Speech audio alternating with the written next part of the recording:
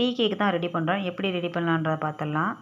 முட்டையில் உள்ள ஒயிட் எக்கும் எல்லோவும் தனித்தனியாக பிரித்து எடுத்தாச்சு. நல்லா ஒயிட்டை வந்து நல்லா ஃபீட் பண்ணி எடுத்தாச்சு. சுகர் வந்து பவுடர் சுகரை வந்து கொஞ்சம் கொஞ்சமாக சேர்த்து நம்ம ஃபீட் பண்ணி எடுத்துக்கலாம்.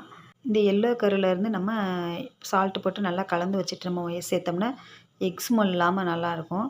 வெண்ணிலா essence, pineapple essence, banana essence, பால் பவுடர் சேர்த்து நல்லா கலந்து விட்டுடலாம். வாசனை இல்லாத ஆயில் ஒரு 50 ml எடுத்து கலந்துட்டுறலாம்.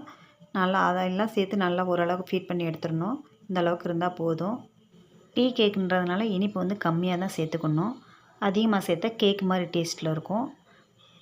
டீ கேக் வந்து நல்லா சாஃப்டாக ரெடி ஆயிடுச்சுங்க. பேப்பர்லாம் சுத்தமாக ஒட்டாமலே எவ்வளோ சாஃப்டாக இருக்கு பாருங்கள். நான் தொடுறப்பவே உங்களுக்கு தெரியும் பார்க்குறப்ப. டீ கேக்கு, பன்னு இந்த மாதிரியும் ரெடி பண்ணி கொடுத்துக்கிட்டு தான் இருக்கோம் சேலுக்கு. ஃப்ரூட் ஜாம் அப்ளை பண்ணி சாப்பிட்றப்ப டேஸ்ட்டு ரொம்ப நல்லாச்சு. உங்களுக்கு ப்ரௌனி வேணும்னா ஸ்க்ரீனில் இருக்க நம்பருக்கு வாட்ஸ்அப் பண்ணுங்கள். நம்ம அடுத்த வீடியோவில் பார்க்கலாம். பாய்.